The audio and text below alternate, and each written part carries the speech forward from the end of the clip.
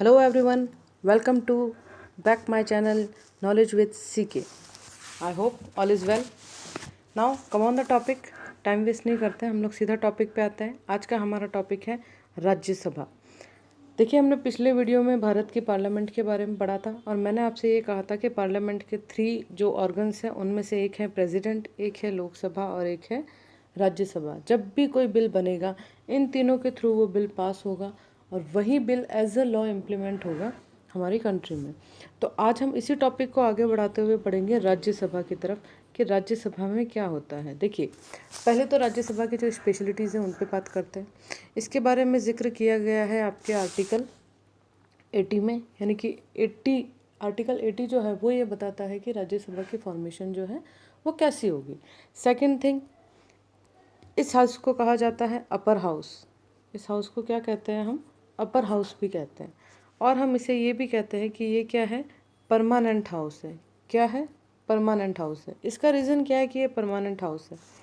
मैं आपको बता दूं कि मैंने कहा था कि लोकसभा को 5 ईयर के लिए किया जाता है और उसे डिज़ोल्व किया जा सकता है। जब इलेक्शन होते हैं तो 5 सालों के लिए इलेक्शन होते हैं लोकसभा के, और अगर 5 साल कंप्लीट होने से पहले भी उन्हें डिज़ोल्व किया जा सकता है। अलग अलग सिचुएशंस पे डिपेंड करता है, बट राज्यसभा कभी भी डिज़ोल्व नहीं होती है। 1952 से अब तक राज्यसभा कंटिन्यू चल रही है। ये एक परमानेंट हाउस है। कैसा हाउस है? परमानेंट हाउस है। इस पे क्वेश्चन पूछा जा चुका है कि राज्यसभा का टेन्योर क्या है, यानी कि उसका टाइम पीरियड क्या है। तो इसका कोई भी टेन्योर नहीं है। क्यों नहीं है? क्योंकि ये क्या है? परमानेंट हाउस है। जब परमानेंट है तो डिसॉल्व होगा ही नहीं, तो राज्यसभा का कोई भी टेन्योर नहीं होता है। ठीक, सेकंड थिंग पे आते हैं। राजस्थान के कंसेप्ट में हम लोग पढ़ते हैं कि राज्यसभा में राजस्थान की तरफ से कितने मेंबर हैं? तो भाई कितने हैं? 10 हैं। लोकसभा में कितने हैं? 25 है। याद रखिएगा, ये क्वेश्चन भी पूछे जा चुके हैं। ये फैक्चुअल डेटा वाले क्वेश्चन हैं जो कई बार पूछे जा चुके हैं, आगे भी पूछे जा सकते हैं। तो आपको ध्यान में रखना ज़रूरी है कि राजस्थान की तरफ से लोकसभा में 25 मेंबर हैं और राज्यसभा में कितने हैं? 10 मेंबर हैं। अब आ जाइए राज्यसभा की और दूसरी बातों पर। मैंने आपसे कह दिया कि ये अपर हाउस है और क्या है? ये परमानेंट हाउस है क्योंकि ये डिज़ोल्व नहीं होता है। ठीक है, आगे चलिए दूसरी बात करते हैं। अब यहाँ देखिए ये क्या कह रहा है। ये कह रहा है कि 1/3 member of its retire every 2 year. कहने का मतलब है कि ये तो परमानेंट है, ये डिज़ोल्व नहीं होती, लेकिन इसके जो मेंबर हैं उनका टेन्योर होता है 6 ईयर के लिए। कितने ईयर के लिए? मेंबर्स का टेन्योर है ये, राज्यसभा का नहीं है। इस चीज़ को थोड़ा सा ध्यान में रखिएगा। राज्यसभा के मेंबर्स का टेन्योर कितना होता है, टाइम पीरियड कितना होता है, कितने टाइम पीरियड के लिए वो इलेक्ट किए जाते हैं? 6 ईयर के लिए इलेक्ट किए जाते हैं। सपोज़ कीजिए किसी स्टेट से 12 मेंबर हैं इन केस, तो क्या होगा? ये 12 मेंबर आ गए आपके किसी स्टेट से, ठीक है। तो हर 2 साल से उसके 1/3 मेंबर जो हैं वो रिटायर्ड होंगे और नए मेंबर्स आएंगे। इसका 1/3 कितना होगा भाई? तो इसका 1/3 कितना होगा? 4 होगा। यानी कि आफ्टर एवरी 2 ईयर्स 4 मेंबर्स जो होंगे वो रिटायर्ड होंगे और नए मेंबर जो है वो इलेक्ट किए जाएंगे। फिर से समझिए, थोड़ा सा कन्फ्यूजन है यहाँ पर। मैंने आपसे कहा कि अपर हाउस परमानेंट होता है, वो डिज़ोल्व नहीं होता है, लेकिन मेंबर की जो मेंबरशिप होती है वो कितने टाइम पीरियड तक होती है? 6 ईयर तक होती है। एक मेंबर आया, जैसे मैंने आपको 12 का एग्जांपल दिया, 12 का 1/3 कितना होता है? 4 होता है। 4 जो मेंबर आए हैं वो 6 ईयर तक वर्क करेंगे, उसके बाद वो क्या हो जाएंगे? रिटायर्ड हो जाएंगे। बिल्कुल वही यहाँ पे फिर 2 ईयर्स के बाद 4 का रिटायरमेंट होगा और 4 नए इलेक्ट होंगे। कुल मिला के मेंबर्स का टेन्योर कितना? 6 ईयर का। ध्यान में क्या रखना है आपको? ध्यान में आपको ये रखना है कि इसके 1/3 मेंबर जो हैं आफ्टर एवरी 2 ईयर्स क्या होते हैं? रिटायर्ड होते हैं। क्या ठीक है? आगे चलते हैं। ये देखिए आगे का पॉइंट, ये कह रहा है कि राज्यसभा में मैक्सिमम कितने मेंबर हो सकते हैं? 250। एट प्रेजेंट कितने हैं भाई? तो 245 मेंबर हैं। ठीक है, एट प्रेजेंट कितने मेंबर हैं? 245। हो कितने सकते हैं? 250 मेंबर हो सकते हैं। अब इन 250 मेंबर्स का डिस्क्रिप्शन भी हम पढ़ते हैं। ये देखिए आपके 250 मेंबर्स। इन 250 मेंबर्स में से कौन नॉमिनेट करेगा? प्रेसिडेंट नॉमिनेट करेगा। कितने मेंबर नॉमिनेट करेगा भाई? तो 12 मेंबर्स नॉमिनेट किए जाएंगे। ये किस फील्ड से होंगे? Literature, science, art, social. ये लीजिए CLASS, क्लास। सी को आप साइलेंट कर लीजिए, L से लिटरेचर, A से आर्ट, S से साइंस और S से social service.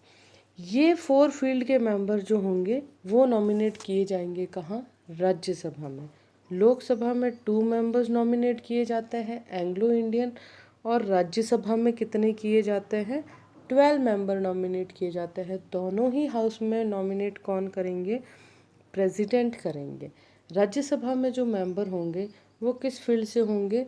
Literature, art, science and social service. LASS। Class का C साइलेंट कर लो, आपके लिए याद करना इजी होगा। सिर्फ याद करने के लिए, इसका कोई लॉजिक नहीं है, हर चीज़ का लॉजिक नहीं होता। कुछ चीज़ें सिर्फ मैजिकल होती है, यानी कि याद करने के लिए होती है, ट्रिक के लिए होती है। तो ये सिर्फ आपके याद करने के लिए, ठीक। अब इसमें अगर आपको जानकारी हो तो अभी की डेट में हमने कुछ ही दिनों पहले सुना था कि रंजन गोगोई को भी क्या किया है? प्रेसिडेंट ने नॉमिनेट किया है। रंजन गोगोई कौन है? रंजन गोगोई पूर्व CJI हैं, यानी कि chief justice of India, former chief justice of India. ये तो बंदा जनाब फेमस हो गया, जब तक हिंदुस्तान का इतिहास है ये अमर रहेगा। क्यों रहेगा? क्योंकि एक बहुत बड़ा मसला सुप्रीम कोर्ट में सालों से अटका हुआ था, राम मंदिर का, वो सुलझाने में इनका बहुत बड़ा कंट्रीब्यूशन है। तो रंजन गोगोई तो फेमस है ही है। अब आप यहाँ पूछ सकते हैं कि मैम क्या ये इनमें से किसी फील्ड से हैं क्या? या फिर आपको पता हो तो मैरी कॉम, सचिन तेंदुलकर, ये नाम भी जो हैं वो नॉमिनेट किए जा चुके हैं। तो आप कहेंगे कि मैम इनकी तो फील्ड ही अलग है, ये तो स्पोर्ट्स फील्ड से हैं, इनकी फील्ड अलग है, ये यहाँ कैसे? तो ये यहाँ ऐसे, इस वर्ड को पढ़िए, आर्ट। देखो ये तो क्लियर है, सोशल सर्विस, समाज सेवा कर रहे हो। ये साइंस, यानी कि साइंटिस्ट, फिजिक्स वगैरह, कुछ नया प्रयोग, एट्सेट्रा एट्सेट्रा। लिटरेचर यानी साहित्य, ये भी क्लियर है। ये बड़ा वास्ट वर्ड है। ये वर्ड सिर्फ स्पेलिंग ही छोटी है, आर्ट, कला, लेकिन अपने आप में बहुत बड़ा वर्ड है ये। कला किसी भी क्षेत्र में हो सकती है, किसी भी फील्ड में आप एक्सपर्ट हो सकते हो, यानी कि किसी भी फील्ड के आप एक्सपर्टाइज हो, आपको नॉमिनेट किया जा सकता है। चाहे वो स्पोर्ट्स फील्ड हो, चाहे वो बॉलीवुड इंडस्ट्री हो, वॉट एवर इज़ देयर, जिस फील्ड में भी हो आप, अगर आप उसमें एक्सपर्ट हो तो वो सारी फील्ड किस में आती है? आर्ट फील्ड में आती है, और इसी के ज़रिए उनको नॉमिनेट किया जाता है। लेकिन कॉन्स्टिट्यूशन में यही वर्ड लिखे हुए हैं, आपको इस बात का ध्यान रखना है। कहीं पे भी स्पोर्ट्स वर्ड का जिक्र नहीं है, कहीं पे भी फिल्म इंडस्ट्री का जिक्र नहीं है। तो अगर कॉन्स्टिट्यूशन के हिसाब से पूछे तो हमें यही वर्ड ध्यान में रखने हैं, लिटरेचर, साइंस, आर्ट और सोशल सर्विस, ठीक। आगे चलिए। Rajya Sabha represent state in Indian union, its members are elected by state legislature. इनके जो मेंबर्स का इलेक्शन होता है, जैसे मैंने आप, एक बात तो ये कि ये भी क्या कहलाते हैं? MPs ही कहलाते हैं, बिल्कुल वैसे ही जैसे लोकसभा के मेंबर कहलाते हैं। लेकिन लोकसभा का जो इलेक्शन होता है, मैंने कहा था कि डायरेक्ट होता है, यानी कि हम सीधे सीधे उस इलेक्शन में पार्टिसिपेट करते हैं, हमें पता है कि हमारा नेता है कौन। लेकिन राज्यसभा में हम इनडायरेक्टली उनको इलेक्ट करते हैं। इनडायरेक्टली कैसे करते हैं बताती हूँ मैं आपको। हर स्टेट की एक लेजिस्लेचर होती है, विधानसभा।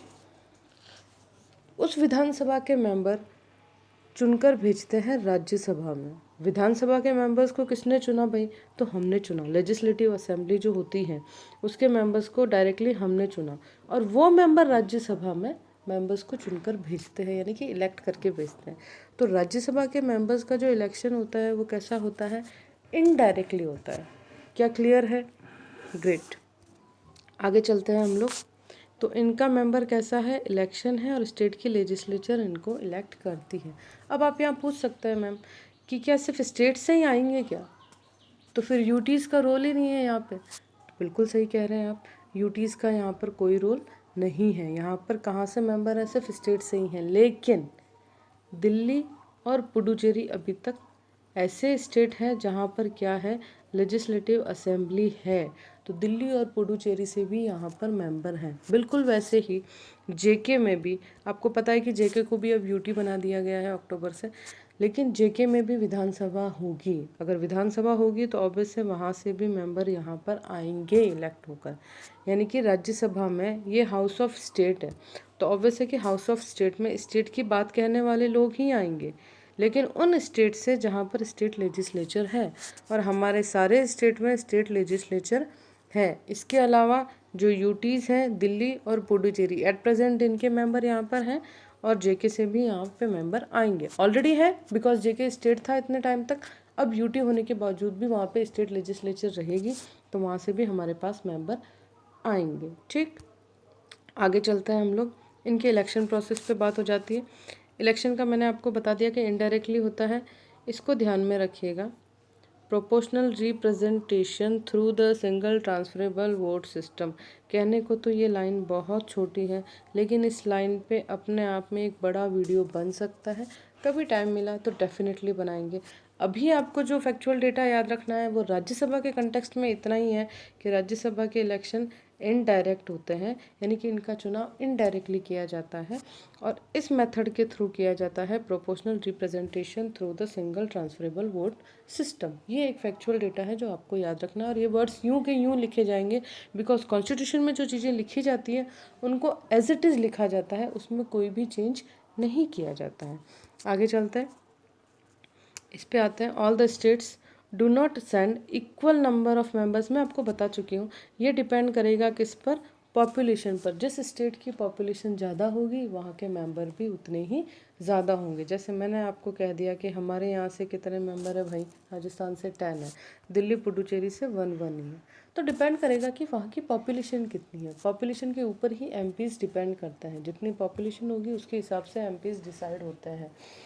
तो कुल मिलाकर हमने ये समझा कि पॉपुलेशन के हिसाब से स्टेट, हाउस ऑफ स्टेट जो है, राज्यसभा जो है, वहाँ पर मेंबर जाएंगे। क्लियर है? आगे चलते हैं। नेक्स्ट क्वालिफिकेशन पे आते हैं। क्वालिफिकेशन बिल्कुल वैसी है जैसे लोकसभा में थी, सिर्फ एक ही बात नहीं है, वो है 30 ईयर्स। लोकसभा में थी 25 मिनिमम एज, राज्यसभा में कितनी है, 30। बाकी जो कंसेप्ट है एज इट इज़ सेम है कि वो किसी भी ऑलरेडी किसी गवर्नमेंट जॉब में नहीं होना चाहिए, चाहे सेंट्रल गवर्नमेंट की हो चाहे स्टेट गवर्नमेंट की हो, वो बैंक करप्ट नहीं होना चाहिए, वो मेंटली डिसेबल्ड नहीं होना चाहिए, और इंडियन सिटीज़न ऑफकोर्स होना चाहिए। तो ये कुछ एक क्वालिफिकेशन है जो दोनों में सेम है। इवन एमपीज़ एमएलएज हम जिनको भी पढ़ेंगे उनमें ये क्वालिफिकेशन सेम आएगी। सिर्फ एज का कंसेप्ट जो है वो थोड़ा सा चेंज हो जाता है। लोकसभा में आपकी 25 है और राज्यसभा में 20। नेक्स्ट आता है टेन्योर पर। टेन्योर मैंने आपको बता दिया कि राज्यसभा के मेंबर्स का टेन्योर कितना होता है जी, तो 6 ईयर का होता है। मैंने आपको ये भी बता दिया कि 1/3 मेंबर जो हैं वो इनके रिटायर्ड होते हैं आफ्टर एवरी 2 ईयर्स। हर 2 साल के बाद यहाँ पे 1/3 मेंबर्स को रिटायर्ड कर दिया जाता है। This system of election ensure continuity of working of Rajya Sabha. ये प्रोसेस बनाया ही इसलिए गया ताकि राज्यसभा का प्रोसेस कंटिन्यू चल सके।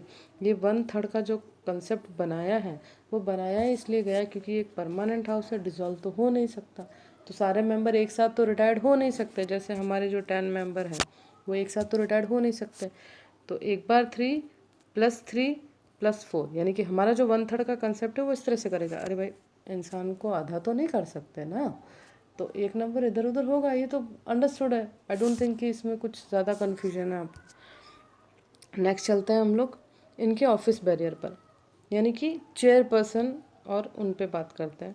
जैसा मैंने कहा था कि लोकसभा में कौन होते हैं जी, स्पीकर होते हैं और डिप्टी स्पीकर होते हैं। बिल्कुल वैसे ही यहाँ पे भी होते हैं। कौन होते हैं? पहला तो है vice president of India is the x officio chairman of Rajya Sabha. Rajya Sabha का जो चेयरपर्सन होता है, जो चेयरमैन होता है, वो कौन होता है? Ex officio. एक्स ऑफिशियो इस वर्ड का मतलब होता है पदेन सभापति। पदेन यानी कि इसका अलग से कोई इलेक्शन नहीं होता है, इसके लिए अलग से कोई अपॉइंटमेंट नहीं होता है, कुछ भी नहीं होता। जो इंडिया का वाइस प्रेसिडेंट होगा वो अपने आप ही राज्यसभा का क्या होगा? चेयरमैन होगा। ठीक है, क्लियर है ये बात? बहुत ही सिंपल सी बात है कि इनके लिए कोई अलग से अपॉइंटमेंट नहीं होती, कुछ भी नहीं होता। जो भी वाइस प्रेसिडेंट होगा वही क्या होगा? आपका चेयरमैन होगा। ठीक है, और यही क्या करेंगे, जितनी भी मीटिंग होगी उनको प्रिसाइड्स करने का काम करेंगे। मीटिंग जो ऑर्गेनाइज होती है, राज्यसभा का जो सेशन चलता है, उस मीटिंग को यही कंट्रोल करता है। यानी कि जो भी बिल आते हैं उनको सुनना, करना, बिल को पास करना, एट्सेट्रा एट्सेट्रा, ये सारे काम यही करेंगे। आज की डेट में एट प्रेजेंट चेयरमैन कौन है भाई? हमारे वाइस प्रेसिडेंट कौन है? वेंकैया नायडू जी। ठीक है, नाम ध्यान में रखिएगा। एट प्रेजेंट जो भी होते हैं उनका नाम हमेशा ध्यान में रखना होता है कि कौन है। ठीक, आगे चलते हैं। इनको देखिए, ये है हमारे डिप्टी चेयरमैन पीजे कुरियन। नाम ध्यान में रखिएगा इनका भी कि ये क्या है, डिप्टी चेयरमैन है। फिर आगे चलते हैं, इसे पढ़िए। As the vice president is an ex officio chairman so not a member of Rajya Sabha. देखो ये राज्यसभा का मेंबर नहीं है। बहुत अच्छा क्वेश्चन है कि ये राज्यसभा का मेंबर नहीं है। आपको पता है कि आजकल जो पॉलिटी में क्वेश्चन आता है, अगर आपने कॉम्पिटिटिव एग्जाम दिए हैं तो बहुत अच्छी बात है, आपको कंसेप्ट पता है कैसे क्वेश्चन आता है। इनकेस अभी तक आपने नहीं दिया है तो मैं बता देती हूँ, आजकल स्टेटमेंट बेस्ड क्वेश्चन ज़्यादा आता है। इनमें से कौन सा कथन सही है या फिर इनमें से कौन सा कथन सही नहीं है, इस तरह के क्वेश्चन जो है वो ज़्यादा बनता है। तो उनमें इस तरह की चीज़ें आने की संभावना ज़्यादा होती है कि राज्यसभा के चेयरमैन के संदर्भ में कौन सी बातें सही है या कौन सी गलत है, उन पर विचार कीजिए। 4 स्टेटमेंट दिए होंगे और उनमें ये स्टेटमेंट भी दिया जा सकता है कि क्या राज्यसभा का जो चेयरमैन है वो राज्यसभा का मेंबर होता है क्या? तो जी नहीं, वो राज्यसभा का मेंबर नहीं होता। अब राज्यसभा का मेंबर नहीं होता तो ऑब्वियस है कि किसी भी बिल पे उसे वोट देने का राइट भी नहीं होता, यानी कि कोई भी वोट नहीं देता है। लेकिन इनकेस ऐसा हो कि मैच टाई हो जाए, मैच का मतलब है किसी बिल पे ऐसा हो कि राज्यसभा के जो मेंबर्स हैं वो 50-50 हो जाए, अब क्या होगा, डिसीजन कैसे होगा? तब एक डेसिसिव वोट दिया जाता है, एक निर्णायक वोट दिया जाता है। किसके द्वारा? वाइस प्रेसिडेंट यानी कि राज्यसभा के चेयरमैन के द्वारा, और उस पर डिसीजन ले लिया जाता है कि आगे क्या होगा। राज्यसभा का जो चेयरमैन होता है नॉर्मली वोट में पार्टिसिपेट नहीं करता है, वो वोटिंग नहीं करता है। लेकिन अगर टाई हो जाता है कोई बिल तो ऐसा होता है कि उनको वोटिंग करनी होती है। वो निर्णायक मत कहलाता है। कॉन्स्टिट्यूशन की भाषा में उसे कहा गया है निर्णायक मत, यानी कि डेसिसिव वोट। ठीक, आगे चलिए। In the absence of chairman, deputy chairman जो है इलेक्टेड मेंबर है, वही क्या करेगा, आगे की मीटिंग्स वगैरह को देखेगा, हाउस की जो भी होगी। अगर चेयरमैन प्रेजेंट नहीं है तो, एब्सेंट है तो। अब देखिए कि डिप्टी चेयरमैन का रिमूवल कैसे होता है। हमने अपॉइंट करवा दिया तो वही रिमूवल भी तो हमें करवाना ही पड़ेगा ना जी। तो रिमूवल कैसे कराएंगे? तो एक रेजोल्यूशन पास होगा, किसके द्वारा? Majority of member of Rajya Sabha. Rajya Sabha के मेंबर्स जो होंगे उनकी मेजॉरिटी से एक बिल पास होगा और जो डिप्टी चेयरमैन है उनको उनके पोस्ट से हटा दिया जाएगा, यानी कि रिमूवल हो जाएगा। लेकिन जो vice president of India chairman बन के यहाँ पर एक्स ऑफिशियो बैठे हैं, उनके कंटेक्स्ट में ऐसा नहीं होगा। उनके कंटेक्स्ट में क्या होगा कि मेजॉरिटी राज्यसभा की भी होगी और बाद में लोकसभा से भी क्या होगा, इसको पास किया जाएगा। ठीक, ये बात होगी यहाँ पे। इनको कहाँ लेके जाए, तो बाद में क्या होगा, लोकसभा से भी इस बिल को पास किया जाएगा, तब कहीं जाके जो है वाइस चेयरमैन है वो अपने पोस्ट से हटाए जाएंगे। इस बार मैंने वीडियो छोटा बनाया है, पिछला जो वीडियो था लोकसभा पे कुछ ज़्यादा ही बड़ा बन गया। एक्चुअली ये टॉपिक ऐसे हैं जो चलते फिरते हम लोग कंप्लीट नहीं कर सकते। ये टॉपिक बहुत ही वास्ट टॉपिक है, छोटे मोटे वीडियोस में इनको नहीं बनाया जा सकता। लेकिन हाँ, ये हो सकता है कि हम फैक्चुअल डेटास को छोटे छोटे वीडियोस में डाल सकते हैं, जैसे आज मैंने किया है। तो आई होप अभी तक का कंसेप्ट आपका क्लियर होगा कि टोटल मेंबर होते हैं 250, बट एट प्रेजेंट कितने हैं, 245, और इनमें से 12 मेंबर्स जो हैं नॉमिनेट किए जाते हैं, यानी कि मनोनीत किए जाते हैं। मोटी मोटी बातें जो राज्यसभा के संदर्भ में है वो यही याद रखनी है। अब नेक्स्ट जो वीडियो मेरा होगा, देखिए उसे देखना ज़रूर, क्योंकि वो मैं कंपैरिजन पे बनाऊंगी लोकसभा और राज्यसभा। कंपैरिजन मैं इसलिए कर रही हूँ क्योंकि हमें पता है कि इन दोनों में जो बिल पास होगा वो राष्ट्रपति से पास होगा और फिर फॉर्मेशन में आ जाएगा इम्प्लीमेंट करने के लिए। तो इन दोनों में से किसी के पास कोई एक्स्ट्रा पावर है क्या? जैसे मैं कह रही हूँ कि दोनों मिलकर बिल पास करते हैं, दोनों से बिल पास होगा, तो इनके जो एक्स्ट्रा पावर्स होंगे उस पर हम नेक्स्ट वीडियो में बात करेंगे कि लोकसभा में एक्स्ट्रा पावर्स क्या है या राज्यसभा में एक्स्ट्रा पावर क्या है। बाकी जो नॉर्मल चीज़ें हैं वो हम डिस्कस कर चुके हैं। एक जो सबसे बड़ा डिफरेंस आता है वो इन दोनों में एज का आता है, यहाँ 20 और यहाँ पर 30। इलेक्शन का आता है, यहाँ डायरेक्ट है और यहाँ इनडायरेक्ट है। मेंबर्स हैं, ये जो छोटे मोटे डिफरेंस है वो तो आपको याद करना ही है। स्पेशली इनके पास पावर क्या है जिन पे मोस्टली क्वेश्चन बनते हैं, उसके बारे में हम नेक्स्ट वीडियो पे डिस्कस करेंगे. Okay guys, stay safe, stay healthy, keep reading, keep smiling, and have a wonderful time ahead. Thank you.